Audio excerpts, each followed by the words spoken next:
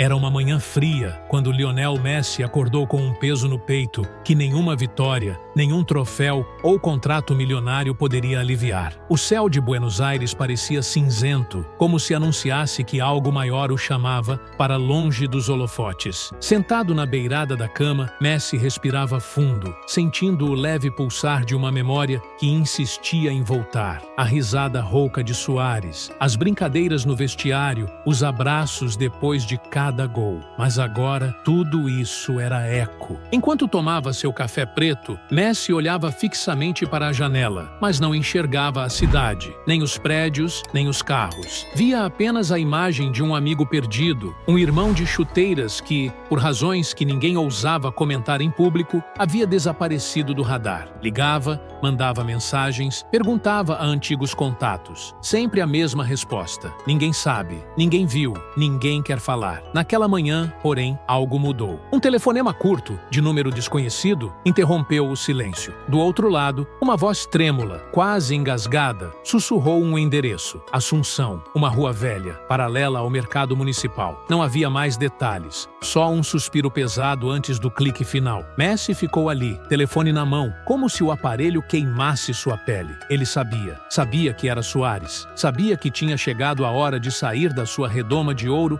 para caminhar na poeira do mundo real. Horas depois, já vestido com o mesmo terno que usava para reuniões importantes, Messi se viu no aeroporto, ignorando seguranças, assessores, flashes. Não era o craque naquele instante, era apenas Lionel, o amigo, o irmão de alma. Dentro do avião, olhava o vazio pela janela, revivendo cada passo que os dois deram juntos. Barcelona, gols, títulos, celebrações em família. Onde foi que tudo se partiu? Ao chegar ao Paraguai, Messi sentiu o calor pesado da rua, misturado com um vento áspero que parecia cuspir lembranças na sua cara. Pegou um táxi velho, sem motorista sorridente nem tapete vermelho. Durante o trajeto, as casas velhas, as paredes descascadas e os becos esquecidos diziam mais do que qualquer manchete. Quando o carro parou, Messi desceu devagar. O chão de pedra irregular parecia conversar com ele, pedindo cuidado para não tropeçar, não apenas nos buracos, mas na dor que encontraria à frente. Andou por uma viela estreita, sentindo o terno esquentar demais para aquele cenário. Cada passo parecia um murro no peito, até que parou. Diante dele, encostado numa parede manchada, estava Luís Alberto Suárez, ou o que restava dele. O rosto que já estampou capas do mundo inteiro estava agora escondido entre barba por fazer, olhos fundos e uma camisa rasgada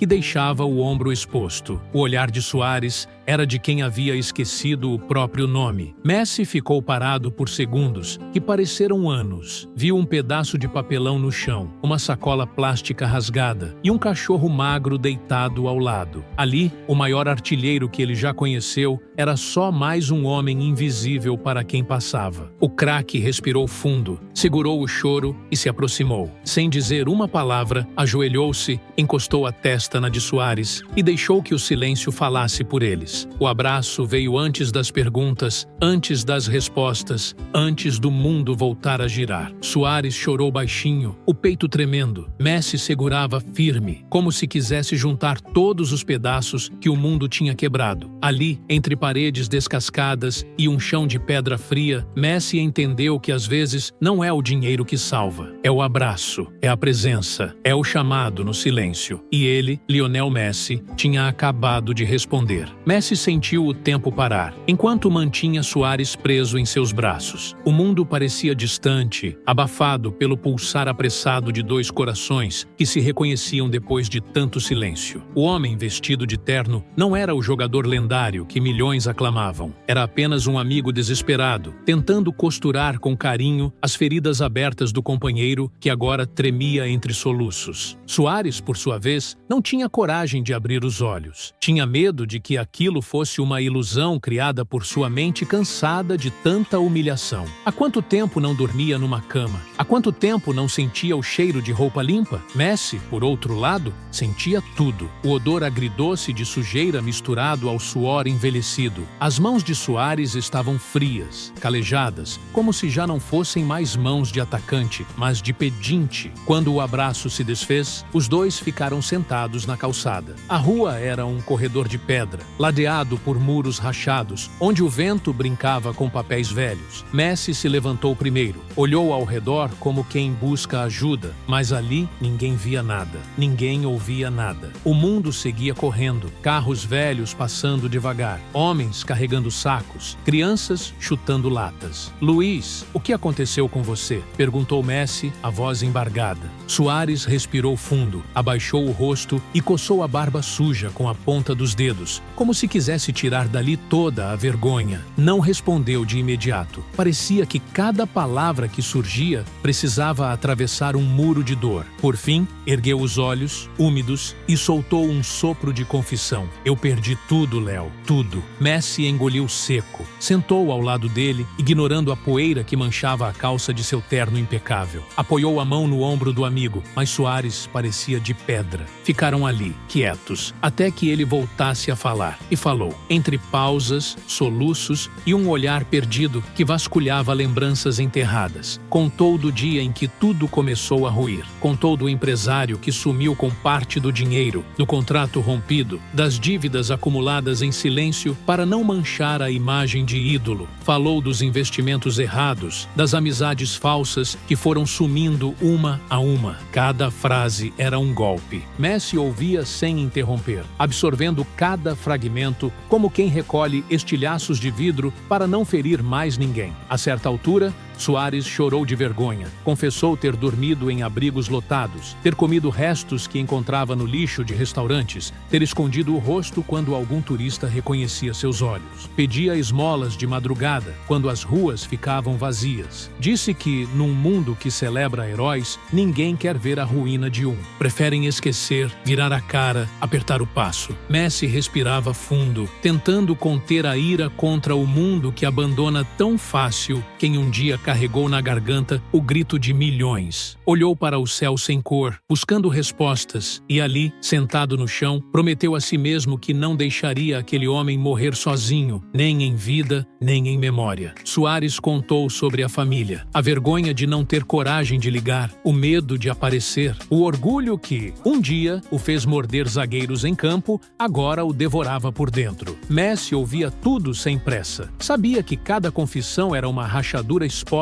que precisava ser abraçada, não julgada. De repente, um garoto apareceu. Aproximou-se devagar. Devia ter uns 8 anos, os pés descalços, a camiseta mais suja que a de Suárez. Ele carregava uma garrafa plástica meio cheia de água turva. Sem dizer nada, estendeu para Suárez, que pegou com mãos trêmulas e bebeu em silêncio. O menino sorriu, como se entendesse que, mesmo um rei, pode ter sede de misericórdia, e sumiu, correndo pelas pedras. Messi sentiu um nó na garganta. Ele, que já ergueu troféus ao lado de Suárez, agora ouvia receber uma oferta de água como se fosse um ato sagrado. Percebeu ali que não havia imprensa, não havia câmeras, não havia contratos. Só existia a essência crua do humano. Os dois ficaram ali por mais algumas horas, falando pouco, mas dizendo tudo. Messi lembrou Suárez de histórias antigas, as piadas internas, o churrasco em família, as promessas de que sempre estariam juntos. Suárez ouvia, ora sorrindo com os lábios rachados, ora fechando os olhos para esconder as lágrimas. Quando o sol começou a se esconder atrás dos muros quebrados, Messi levantou-se, tirou o paletó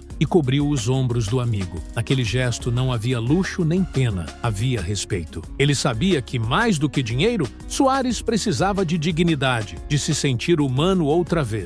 Messi olhou ao redor, avaliou cada detalhe daquele beco. As casas descascadas, o portão de madeira torto, o poste com a lâmpada quebrada. Decidiu ali que não partiria sem Suárez, que não voltaria para sua mansão sabendo que o amigo dormia na rua, abraçado a um cachorro magro. Com voz firme, quase paternal, disse: "Vamos sair daqui, Luiz. Vamos dar um jeito. Você não vai mais dormir no chão. Não enquanto eu estiver vivo." Suárez não respondeu de imediato. Só respirou, fechou os olhos e deixou que 2 lágrimas rolassem, escorrendo pelas marcas de sujeira que cobriam seu rosto. Naquele instante, o ídolo despedaçado encontrou, dentro do abraço do amigo, o primeiro tijolo de uma nova casa: esperança. Messi estendeu a mão. Suárez, mesmo fraco, segurou. E ali, no meio de pedras soltas e muros rachados, ergueram-se juntos, como se, entre ruínas, fosse possível reconstruir tudo outra vez. A noite caiu devagar sobre Assunção, como se fosse um cobertor pesado, escondendo segredos nas sombras. Messi segurava o braço de Soares com firmeza, como quem guia um cego em meio a um terreno minado. Saíram do beco estreito, passaram por uma rua de pedras mal cuidadas, onde o som de passos ecoava junto ao choro contido de um homem tentando não cair. A cada esquina, Messi sentia olhares curiosos, algumas risadas abafadas,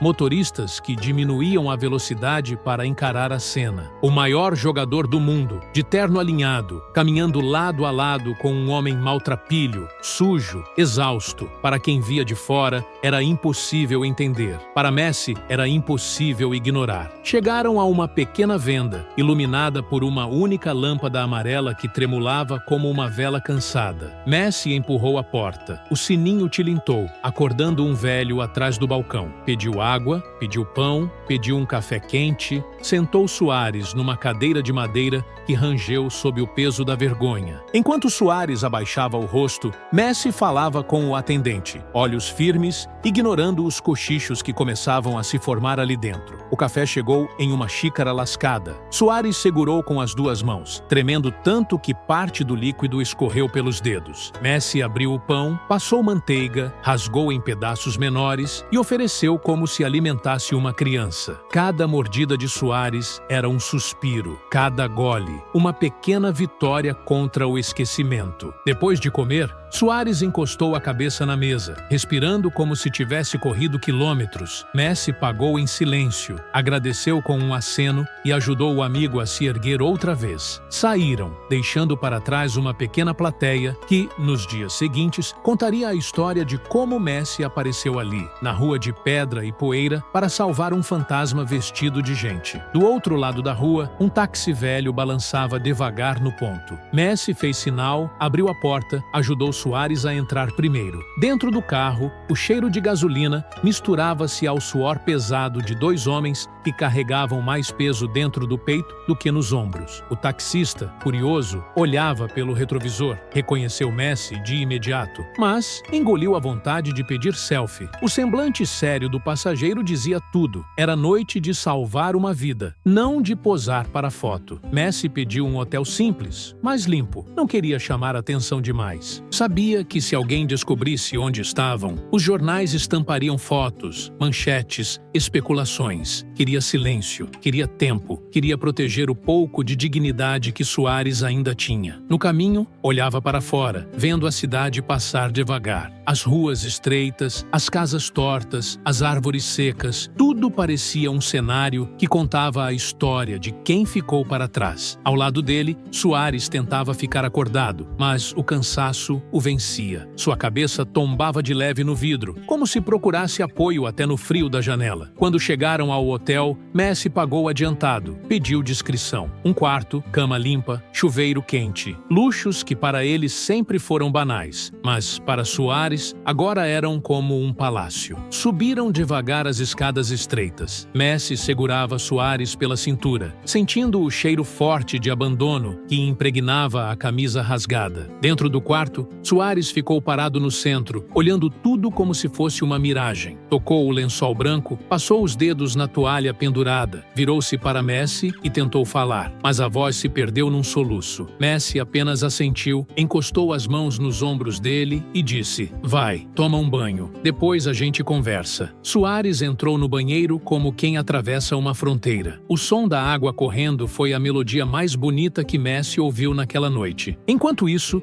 ele sentou-se na beirada da cama, tirou o paletó, afrouxou a gravata. O telefone tocava na sua mente. Agentes, patrocinadores, compromissos adiados. Mas nada disso importava. Naquela noite, ele não era um astro. Era só um amigo segurando a vida de outro para que não escorresse pelo ralo. Quando Soares saiu, envolto numa toalha fina, Messi quase não o reconheceu. Ainda estava magro, olheiras profundas, mas o rosto limpo deixava ver o homem homem que um dia foi rei das áreas, terror das defesas, alegria dos gramados. Trocou a toalha por uma roupa simples que Messi comprara numa loja próxima. Uma camiseta larga, uma calça de moletom. Sentaram-se frente a frente. Messi trouxe uma garrafa de água, um pacote de bolachas. Comeram em silêncio. Era como se cada mordida fosse uma âncora para manter Soares ali, longe da rua, longe do esquecimento. Então, Messi falou. Falou baixo, mas firme. Disse que ligaria para a família de Soares, que eles mereciam saber. Disse que arrumaria médicos, ajuda, abrigo, o que fosse preciso. Soares tentava protestar, balançava a cabeça, dizia que não queria ser um peso, mas Messi calou tudo com um olhar decidido. Você não vai morrer nessa rua, Luiz, nem vai virar notícia de tragédia. Você é meu irmão, você é parte da minha história, e eu não vou deixar que apaguem isso. Soares chorou pela terceira vez naquela noite. Chorou como quem liberta uma culpa, como quem entrega os cacos nas mãos de alguém forte o bastante para segurá-los sem se cortar. Messi segurou suas mãos, apertou firme. O quarto pequeno, de paredes amareladas, tornou-se um templo onde dois homens, outrora gigantes em campo, aprendiam a ser pequenos de novo para reconstruir o que importava. Lá fora, a rua seguia barulhenta. Motos passavam, cachorros latiam, buzinas se misturavam ao canto de um bêbado qualquer. Mas dentro daquele quarto, o silêncio era profundo, quase sagrado. Messi olhava Soares com o mesmo cuidado que um irmão mais velho olha o caçula que se perdeu na estrada. Quando o sono pesou,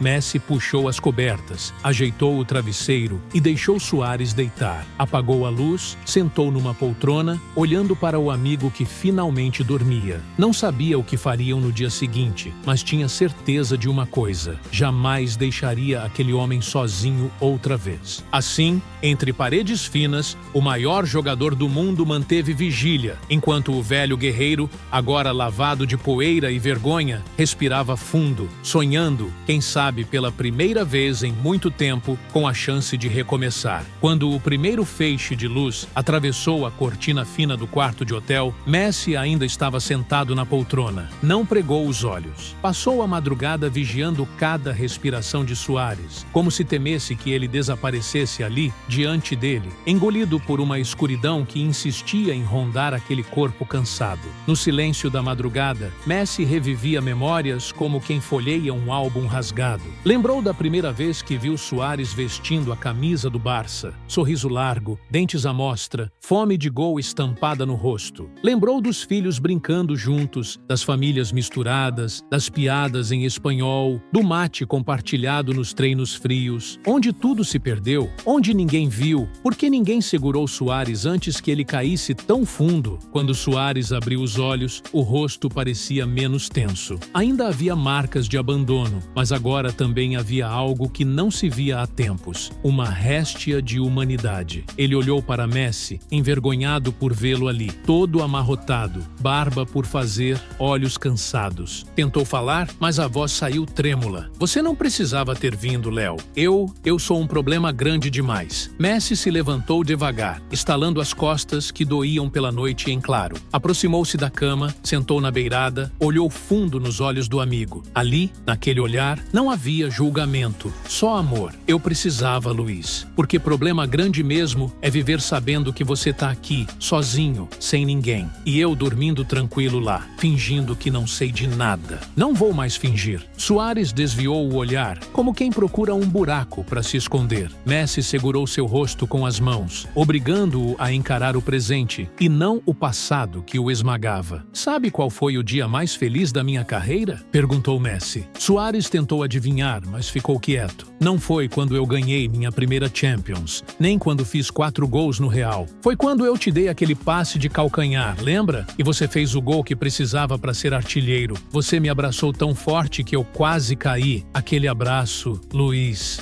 Foi ali que eu entendi que a gente não vence nada sozinho. Suárez fechou os olhos. 2 lágrimas teimosas brotaram. Messi respirou fundo. A gente vai sair dessa, mas precisa confiar em mim. O celular de Messi vibrou na mesinha de cabeceira. Mensagens se acumulavam. Assessoria de imprensa, esposa preocupada, jornalista farejando fofoca. Ele ignorou tudo. Ali não era Messi o fenômeno global. Era só Léo, o amigo que ficaria até o último minuto. Depois de um banho e uma roupa limpa, Suárez parecia outro homem. Ainda frágil, ainda marcado, mas já não cheirava a abandono. Messi ligou para Antonella, explicou em voz baixa, pediu sigilo. Do outro lado da linha, ela entendeu sem julgamentos. Às vezes, um lar precisa ser mais do que paredes. Precisa ser abrigo para quem perdeu tudo. Com uma mochila improvisada, uma sacola plástica com poucas roupas novas, Suárez olhou para a porta como quem encara um portal assustador. Messi percebeu o medo nos olhos dele. Tocou seu ombro, respirou junto. Vamos dar um passeio. Saíram do hotel sem chamar atenção. Messi colocou um boné, óculos escuros. Suárez mantinha a cabeça baixa, tentando não ser notado. Andaram por ruas tranquilas, até chegar a uma pequena praça. Havia árvores magras, bancos de cimento, algumas mães empurrando carrinhos de bebê. Sentaram lado a lado num banco gasto pelo tempo. Messi começou a falar de planos. Contou que havia reservado uma clínica discreta, onde Suárez poderia recuperar o corpo e a mente. Contou de uma casa simples,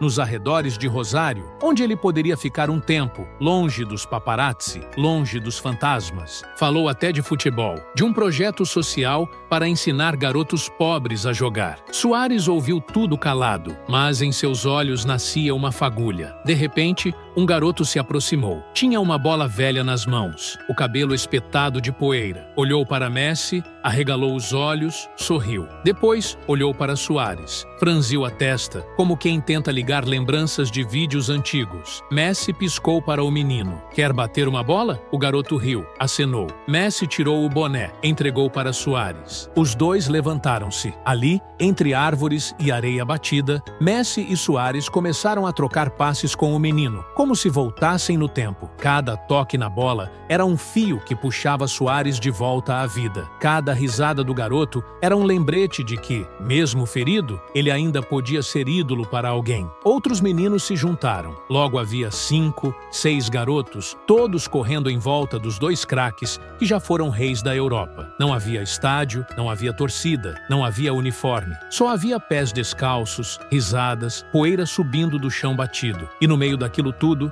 Suárez sorriu. Um sorriso tímido, mas real. Messi percebeu. Aquilo era o começo. Quando se cansaram, sentaram novamente no banco. O garoto da bola fez questão de dar um abraço em Suárez, sem medo da barba por fazer, sem medo do passado. O menino correu de volta para a mãe, sem saber que, naquele gesto, havia libertado um homem de correntes invisíveis. Messi olhou Suárez, deu um tapa carinhoso em suas costas. Tá vendo? Ainda tem gente que acredita em você, irmão. Eu sou o primeiro dessa fila. Suárez respirou fundo, olhou para as mãos, para os joelhos sujos de areia, para o céu limpo, que agora parecia mais azul. Entendeu naquele instante que não precisava carregar sozinho o peso de todas as derrotas, que um abraço sincero tem força para romper correntes que o orgulho construiu. E ali, naquela praça simples, cercado de risadas infantis, Suárez sentiu algo que há muito não sentia: vontade de viver. Quando deixaram a praça para trás, Suárez caminhava devagar, como se cada passo fosse uma luta contra o peso que o esmagava por dentro. Messi andava ao lado, atento a cada tropeço, cada olhar baixo, cada suspiro que escapava da boca do amigo como confissão muda de que a vergonha ainda estava ali, agarrada na pele. Voltaram para o hotel porque Messi precisava de um plano e Suárez de um canto seguro para não desistir de si mesmo. No quarto,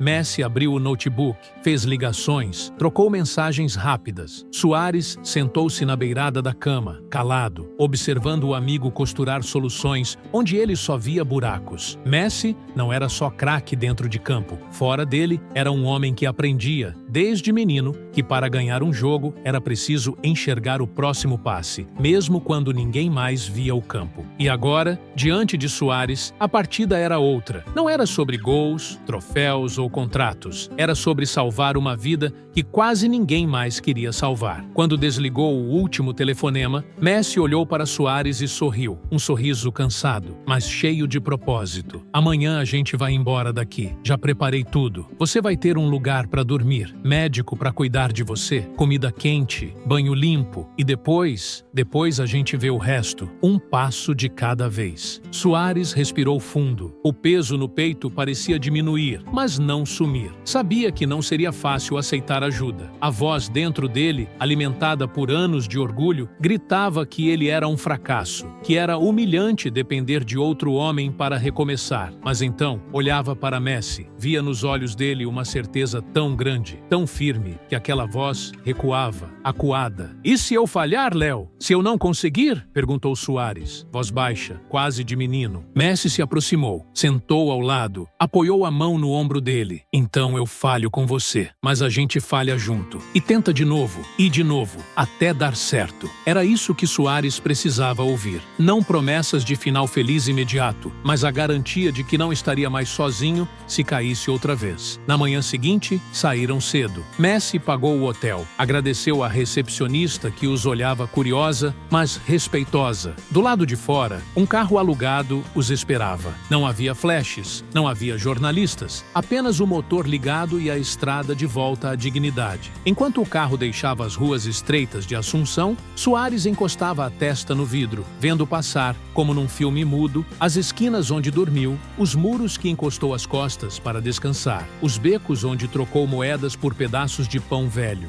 Cada imagem era um lembrete cruel de quem ele havia se tornado, mas também um aviso silencioso de quem ele ainda poderia ser. Messi, no banco ao lado, falava pouco. Às vezes, colocava a mão no ombro de Soares, apertava de leve, como se dissesse: "Tô aqui." Nenhuma palavra era mais forte do que aquele gesto. Horas depois, cruzaram a fronteira. Foram parados numa blitz. O policial olhou os documentos, olhou para dentro do carro, reconheceu Messi, abriu um sorriso, pediu uma foto rápida. Messi atendeu, mas com um olhar sério. Não era hora de festa. O policial percebeu e devolveu os documentos sem mais perguntas. Voltaram à estrada. Quando chegaram a uma pequena cidade no interior da Argentina, Messi guiou Soares até uma casa simples, de muros baixos, jardim mal cuidado. Era uma casa que ele mantinha para descanso, longe do barulho da fama, um refúgio que agora se tornava hospital improvisado. Soares parou no portão, respirou fundo, hesitou. Messi destrancou, abriu, empurrou o amigo para dentro como quem leva alguém de volta ao mundo dos vivos. Lá dentro, uma mulher os esperava. Antonella. Tinha nos braços uma sacola com roupas limpas, toalhas, um sorriso tímido, mas caloroso. Sem perguntas, sem julgamentos, apenas acolhimento. Para Soares, foi como entrar numa bolha de silêncio, onde ninguém o apontava como derrotado. Nos primeiros dias, a rotina era simples. Banho quente, comida caseira, remédios para as feridas físicas, palavras leves para as feridas que não se viam. Messi dormia no sofá para vigiar de perto. Às vezes, acordava de madrugada e encontrava Soares sentado na cozinha, tomando água, olhos perdidos. Nessas horas, sentava ao lado. Ficavam em silêncio, até o amigo voltar para a cama. Num desses silêncios, Soares sussurrou algo que Messi guardou como promessa. "Eu vou tentar, Léo. Prometo. Eu vou tentar não me perder mais." Não era um discurso de filme, não era final de novela. Era apenas uma frase cansada, mas carregada de verdade. Para Messi, bastava. Quando a imprensa começou a farejar boatos, Messi usou todo o peso do seu nome para conter curiosos. Disse aos poucos que perguntavam: "Ele é meu amigo, ele vai ficar bem. É só isso que vocês precisam saber." Soares passou a caminhar pelo quintal, de manhã cedo, pés descalços na grama fria, sentindo o sol bater no rosto. Às vezes, Messi o chamava para chutar uma bola, como quem cutuca a memória para lembrar quem ele era. A cada passe, um fragmento de orgulho voltava, mas não o orgulho que derruba, o que ergue. Numa tarde, sentaram-se debaixo de uma árvore torta nos fundos do quintal. Messi falava de planos, psicólogo, fisioterapia, um projeto social onde Soares poderia ensinar garotos. Soares ouvia calado, olhando para o céu. Então, virou-se para Messi, estendeu a mão, apertou firme. "Se eu levantar, Léo, eu vou levantar com você. Prometo." Foi a única coisa que disse. E ali, à sombra de uma árvore, num quintal esquecido, dois homens selaram um pacto maior que qualquer contrato: nunca mais soltar a mão um do outro, mesmo quando o mundo inteiro insistir em largar. Os dias foram passando devagar naquela casa de muros baixos, escondida do barulho do mundo. Para Soares, cada manhã era uma batalha vencida. Abrir os olhos, sentir o cheiro de café fresco, ouvir vozes que não julgavam, apenas cuidavam. Para Messi, cada noite era um alívio. Via o amigo, antes engolido pela rua, agora de chinelos, ajudando a cortar legumes, varrendo o quintal, sentado à mesa como um homem que tenta, a cada gesto simples, costurar a própria dignidade. Numa tarde cinzenta, Messi recebeu um telefonema que mudou tudo. Era de um velho amigo, técnico de um time modesto de bairro, que organizava um jogo beneficente para arrecadar fundos para uma escolinha de futebol. Precisavam de nomes que atraíssem olhares, chamassem famílias, fizessem o povo acreditar. O convite, em tom de brincadeira, foi direto. "Será que o Soares topa bater uma bolinha?" Messi olhou para Soares, que ouvia do outro lado da sala, como se temesse a pergunta. Durante segundos, o silêncio pesou entre os dois. Então, Messi sorriu. Aquele sorriso que sempre guardava para os momentos decisivos dentro de campo. "O que você acha? Tá pronto para vestir chuteira de novo? Nem que seja por 90 minutos?" Soares respirou fundo. O medo ainda estava ali, mastigando a coragem. Mas, atrás do medo, algo novo crescia. Uma fome antiga de sentir de novo a grama, o chute, o grito da arquibancada. Mesmo que fosse de meia dúzia de crianças num campinho esburacado. Ele não respondeu com palavras, só assentiu, firme. E ali, naquele aceno, Messi viu nascer o primeiro passo para o retorno de um rei. Nos dias seguintes, os treinos começaram. Messi improvisava cones no quintal, colocava Soares para correr de um lado a outro, driblar garotos do bairro que eram convidados a testar o craque. No começo, Soares se cansava rápido, sentava no chão, suava, bufava, dizia que não ia conseguir. Messi, paciente, ria, batia palmas, dizia que ele tinha chutado zagueiros mais fortes que aquilo. E Soares, mesmo resmungando, levantava e continuava. No dia do jogo beneficente, a pequena arquibancada improvisada estava lotada. Crianças, pais, vendedores de pipoca. Não havia bandeiras gigantes nem luzes de estádio, mas o cheiro de grama misturado ao burburinho da torcida era suficiente para trazer de volta memórias que Soares julgava mortas. Messi vestia uma camisa simples, sem patrocínio. Soares também. Quando entraram juntos no gramado batido, lado a lado, os aplausos vieram tímidos, depois fortes, depois ensurdecedores. Muitos ali não acreditavam que estavam vendo de verdade aqueles dois gigantes pisando num campo tão pequeno. Mas a grandeza, naquele dia, não estava nos holofotes, estava no gesto. O juiz apitou, a bola rolou, Messi tocava leve, conduzia a bola como quem segura a mão de uma criança atravessando a rua. Soares corria, ainda sem explosão, mas com vontade. Cada passe bem dado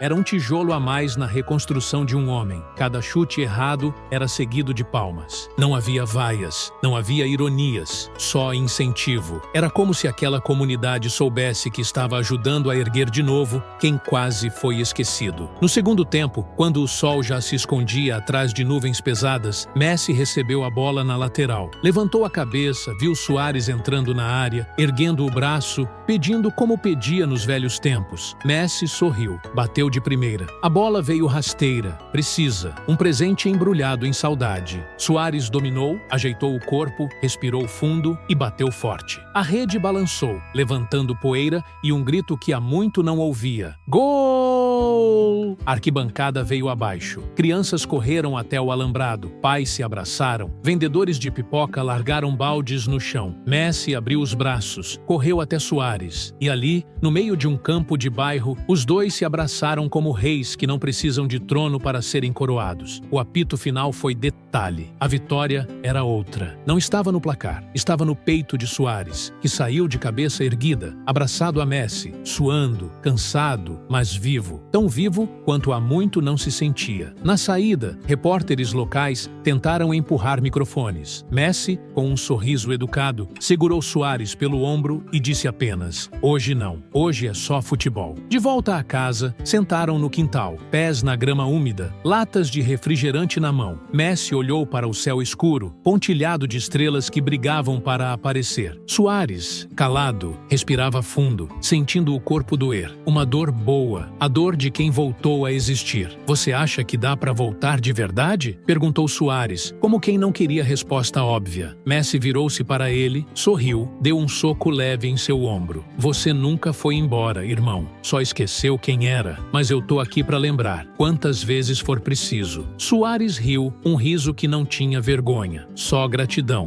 Ali, naquele quintal, prometeram um ao outro que o retorno não seria apenas um jogo beneficente. Seria uma estrada longa, feita de passos pequenos, treinos, histórias contadas de boca em boca, crianças inspiradas, portas abertas para quem não tem onde dormir. Messi sabia que não poderia salvar o mundo inteiro, mas naquele abraço, naquele gol, naquele sorriso de amigo, tinha certeza de ter salvado, pelo menos, uma vida. E talvez, de tabela, a própria alma. Quando se levantaram para entrar, Suárez parou na porta, virou-se, olhou para o quintal escuro, apertou o ombro de Messi, sussurrou baixo, quase como prece: "Obrigado, irmão, por não soltar minha mão. Nunca mais." E Messi, com o olhar firme de quem carrega multidões nos ombros, respondeu sem hesitar: "Nunca mais, porque para quem tem coragem de cair junto, sempre há caminho para se levantar." Mesmo quando o mundo inteiro vira as costas, dois reis que se abraçam são capazes de reconstruir qualquer trono, pedra por pedra, poeira por poeira, abraço por abraço.